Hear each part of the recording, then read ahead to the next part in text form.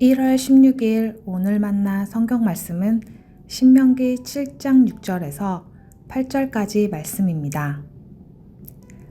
당신들은 주 당신들의 하나님의 거룩한 백성이요 주 당신들의 하나님이 땅 위의 많은 백성 가운데서 선택하셔서 자기의 보배로 삼으신 백성이기 때문입니다. 주님께서 당신들을 사랑하시고 택하신 것은 당신들이 다른 민족들보다 수가 더 많아서가 아닙니다. 오히려 당신들은 모든 민족 가운데서 수가 가장 적은 민족입니다. 그런데도 주님께서는 당신들을 사랑하시기 때문에 당신들 조상에게 맹세하신 그 약속을 지키시려고 강한 손으로 당신들을 이집트 왕 바로의 손에서 건져내시고 그 종살이하던 집에서 이끌어내어 주신 것입니다. 아멘. 오늘 만나로 만나주시는 하나님을 기대합니다. 만약 여러분과 함께 일할 사람을 찾는다면 어떤 부분을 중요하게 보실 건가요? 나이, 경험, 능력, 성품, 인상, 책임감. 다양한 부분을 놓고 신중하게 고민해야겠죠. 사람마다 중요하게 여기는 부분이 다르기도 합니다. 그렇다면 하나님은 어떠실까요? 하나님은 어떤 기준으로 이스라엘이라는 민족을 선택하고 함께 하시게 되었을까요? 오늘 말씀에 그 실마리가 담겨 있습니다. 신명기 7장 6절 말씀입니다.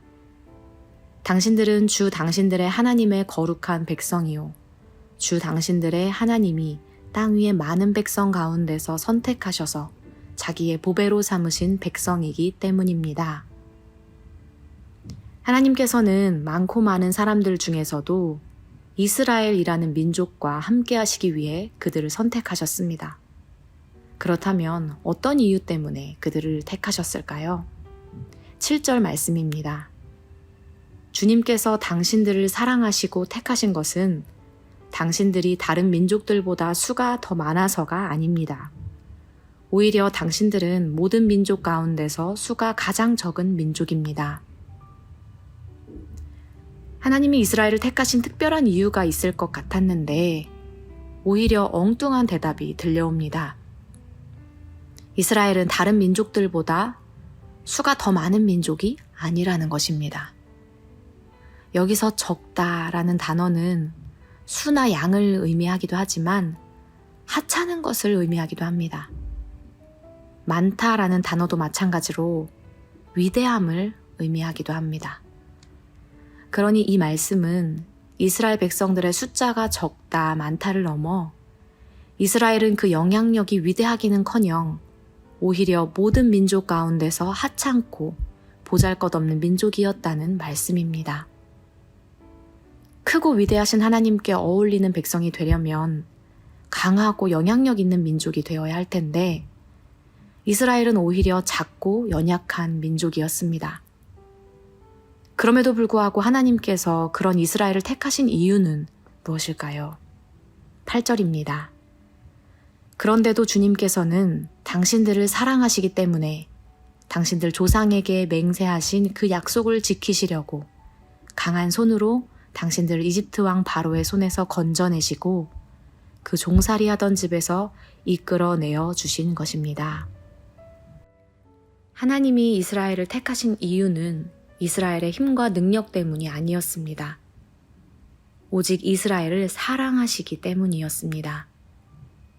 만약 하나님께서 인간의 힘과 지혜를 빌려 당신의 일을 행하시는 분이셨다면 당연히 가능한 능력 있고 지혜로운 자들을 선택하셔서 하나님의 일꾼으로 삼으시고 중요한 일들을 맡기셨을 것입니다. 게다가 막상 능력 있는 사람들에게 일을 맡기신다고 해도 그들은 하나님을 의지하기보다는 자기 힘과 지혜를 의지하게 될 뿐 아니라 일이 성취되었을 때에도 하나님께 영광을 돌리기보다는 자신의 힘과 지혜로 이루어졌다고 여길 수가 있습니다. 고린도전서 1장 27절에서 29절 말씀입니다. 그러나 하나님께서 세상의 미련한 것들을 택하사 지혜 있는 자들을 부끄럽게 하려 하시고 세상의 약한 것들을 택하사 강한 것들을 부끄럽게 하려 하시며 하나님께서 세상의 천한 것들과 멸시받는 것들과 없는 것들을 택하사 있는 것들을 패하려 하시나니 이는 아무 육체도 하나님 앞에서 자랑하지 못하게 하려 하심이라. 하나님이 이스라엘을 택하신 이유는 오히려 이스라엘이 작기 때문이고 연약하기 때문이었습니다. 하나님께서는 이스라엘의 연약한 모습 그대로를 사랑하셔서 그들을 택하셨습니다. 사랑하는 성도 여러분, 오늘 우리도 마찬가지입니다. 하나님이 우리를 택하신 이유는 우리의 어떠함 때문이 아닙니다. 오늘 우리를 이 자리에 두신 것은 우리의 능력이나 지혜 때문이 아닙니다. 우리가 연약할지라도, 미련할지라도, 무능할지라도 크신 하나님이 강한 손으로 붙들어 주시고 일으켜 주시고 회복시켜 주실 것입니다. 오늘 하루도 나의 어떠함이 아니라 크신 하나님을 바라보며 그 손 붙들고 살아가는 하루 보내시기를 소망합니다. 기도하겠습니다. 하나님, 우리는 때로 연약하다는 것 때문에 감당할 능력이 없다는 이유로 스스로 포기하고 내려놓습니다. 우리의 무능함이 하나님의 능력을 가릴 수 없고 우리의 연약함이 하나님의 일하심을 멈출 수 없음을 가르쳐 주시고 깨닫게 하여 주옵소서. 내 손과 내 지혜를 의지하는 것이 아니라 크신 하나님을 의지하며 살아가게 하옵소서. 예수님의 이름으로 기도합니다. 아멘. 이제 두 가지의 기도 제목으로 함께 기도하겠습니다.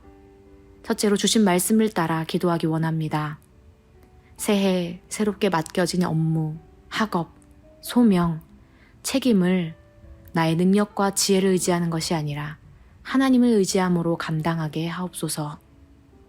둘째로 우리나라를 위해 기도하기 원합니다. 우리나라도 이스라엘처럼 영토도 인구수도 작은 나라이지만 하나님께서 사랑하시는 나라, 하나님의 뜻을 따르는 민족 되어 하나님의 쓰임받는 나라 되게 하옵소서.